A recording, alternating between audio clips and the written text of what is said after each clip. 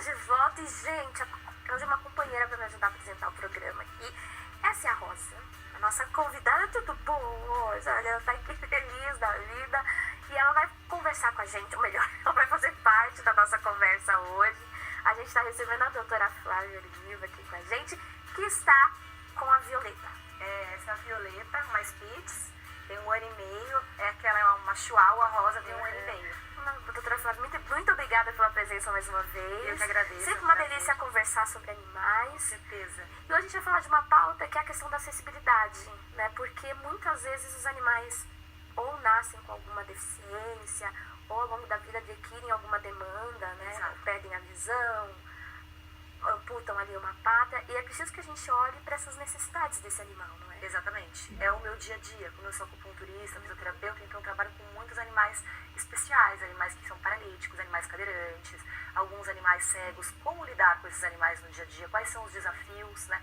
Um animal saudável já dá trabalho. Sim. Um animal com necessidades especiais, ele precisa realmente pensar nessa dinâmica de como que vai ser tratado, né? Esse tutor precisa olhar para sua Muito casa, para o espaço que esse animal frequenta e adaptar esse espaço. Exatamente. Dependendo da deficiência que ele tem. Então, às vezes, um animal que nasce sem uma pata tem um cuidado especial do que diferente de um animal que ficou paralítico por uma lesão de coluna. Ou um animal cego. Se você tem um animal cego em casa, você não pode toda hora trocar de mobília. Sim. Porque ele vai se prejudicar. Então, bastante coisa. É um assunto que rende bastante. Doutora, quando a gente fala de ser humano, a gente sabe que uma pessoa que, por exemplo, fica cega ao longo da vida precisa viver uma série de adaptações que alguém que de repente já nasceu cego já consegue se adaptar um pouco melhor, por assim dizer, porque já fez essa adaptação antes. Sim. No caso do animal, isso acontece também? O animal que nasce com uma deficiência, ele tem outro tipo de demanda que um animal que adquire uma deficiência?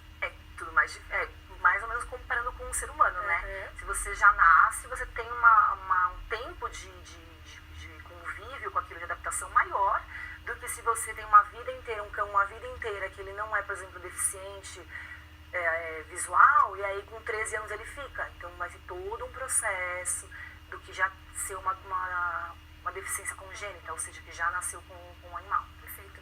E existe uma questão de dependência, ou a gente consegue dar uma independência para um animal que tem alguma deficiência? Depende do tipo de deficiência.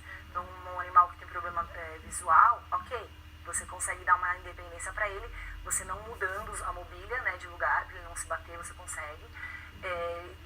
Mas normalmente fora da casa ele vai ficar meio perdido. Se você vai para passear, levar ele no consultório veterinário, não pode soltar porque ele pode machucar. Uhum. E hoje em dia já existe um aparelho, você dá para encontrar pela internet, um negocinho que você coloca aqui e ele vai guiando o animal. Então tem tipo uns negocinhos laterais assim para animal cego, que onde ele encosta, ele já sabe que Como se fosse um sensor, sim, né? é tipo um acessóriozinho, um plásticozinho que fica aqui. Que dá esse nível de onde ele pode ir. Sim, como a bengala, né, para seres humanos. Agora, animais paralíticos, depende. Se o animal comporta numa cadeirinha, então ele vai ter uma independência maior, mas não é porque você colocou ele na cadeira que ele pode ficar o dia inteiro na cadeira. Porque como que ele vai deitar? Ele precisa descansar. Não dá para deitar com a cadeira, né? Então vai ter que ter uma pessoa mais em cima dele, vai ficar 2, 3 horas na cadeira de manhã, põe para descansar, à tarde, à noite. Então precisa de um cuidado especial. Dá para ele ser independente? Dá, mas 100% não, é mais limitado, né? É preciso trabalhar com processos de fisioterapia, de acupuntura, para trazer mais qualidade de vida para esses animais? Sim.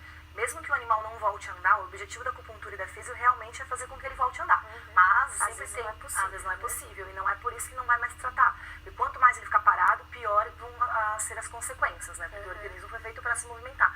Então faz a acupuntura e a fisio na tentativa de não deixar piorar mais do que já está. Então fica muito acamado, dá descarga de decúbito, que é aquelas feridas, pra estar sempre virando o animal, fazendo acupuntura e fisio para não ficar sempre na mesma postura, não dar contração muscular e uma série de outros fatores. Perfeito. A gente vai acompanhar agora um vídeo do Guilherme Balcone Neto, de São Paulo.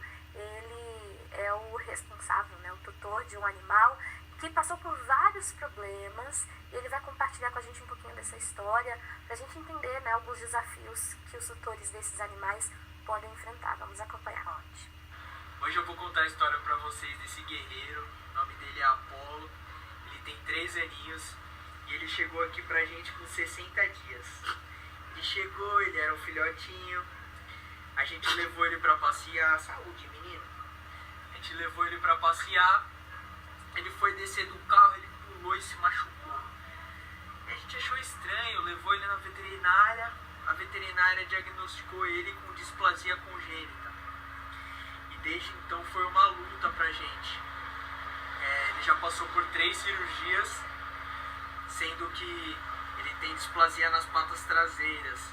E a primeira cirurgia que a gente fez foi pra tentar, como se fosse grampear as patinhas dele, a pata no fêmur, só que o médico, o veterinário disse, mais de um veterinário disse que ele não aguentaria essa cirurgia por causa do porte dele, como é um cachorro de porte grande, ele não aguentaria.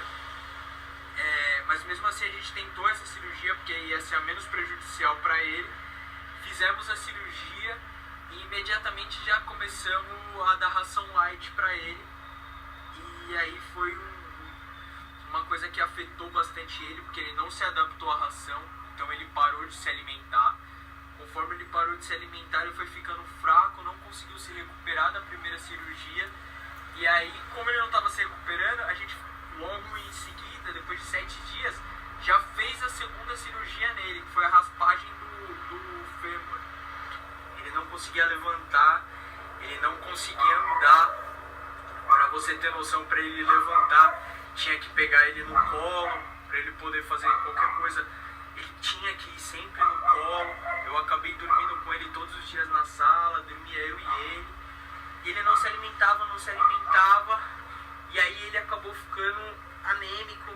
Aí a gente teve que lutar contra isso também, porque entre a cirurgia a gente passou para ração light, porque ele não podia engordar. Então era ração light, era 2 cirurgias que não tinha dado certo, era anemia e o cachorro não levantava, e o Apolo não queria comer, não queria andar, ficou 3 dias sem comer, 3 dias chorando, chorava, até que a gente falou, vamos sacrificar ele, porque já deu, a gente tá sofrendo pelo cachorro, porque você acaba sofrendo por ele, realmente da sua família, ele faz parte de tudo, né, ele é o amor da gente. E aí, no dia que a gente falou vamos sacrificar, a gente ligou pro veterinário, o veterinário enrolou a gente o dia inteiro e não sacrificou ele. No final do dia, meu pai pegou uma ração do gato, né, que a gente tem um gatinho, pegou a ração do gato, deu pra ele comer, o Apolo comeu a ração, porque ele não tava aguentando comer a ração light dele. Aí ele comeu a ração e aí começou o processo de recuperação, foi se recuperando. E aí, recentemente, faz um ano que ele não opera. Há 1 ano atrás a gente teve que operar ele de novo, porque ele comeu um monte de tranqueira.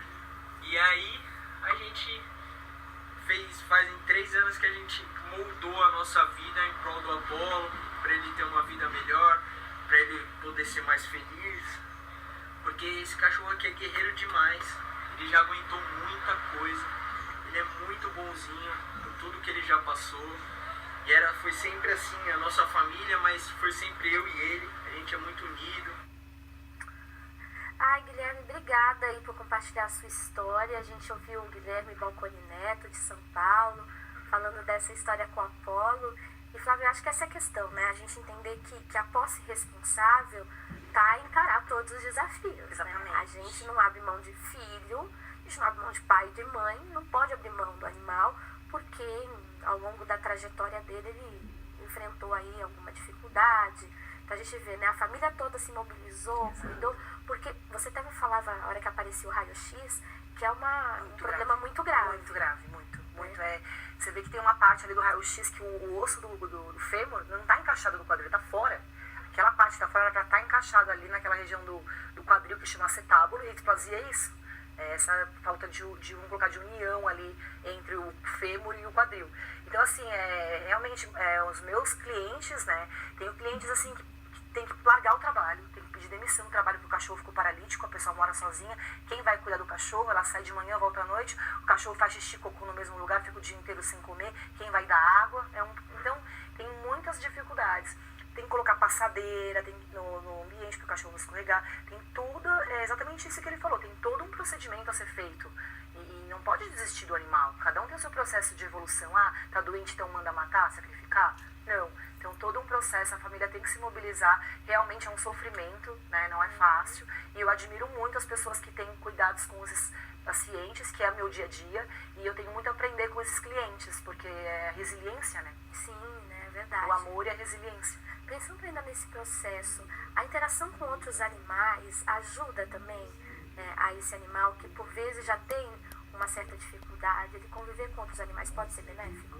Às vezes sim, às vezes não.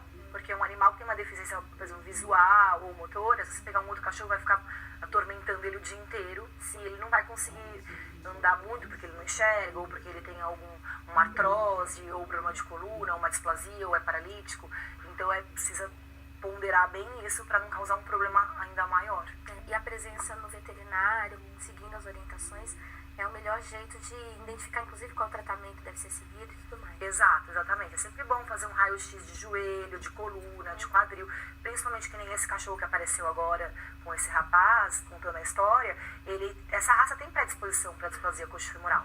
Então ela já tem essa predisposição para esse problema. Então, já sabendo que você tem um animal daquele porte, já logo que você adquire o animal, já fazer um check-up, fazer um raio-x. Não precisa ficar paranoico, né? Mas são cuidados preventivos para que não ocorra assim abruptamente. Como a gente faz, por exemplo, se a gente tem um caso na família de pressão alta, de câncer de mama, de diabetes, a gente vai fazendo exames preventivos, com o animal tem que fazer a mesma linha. Exatamente, porque cada raça tem predisposição. Por exemplo, a Violeta, a raça dela já tem predisposição para ter um problema no joelho, que é a luxação de patela.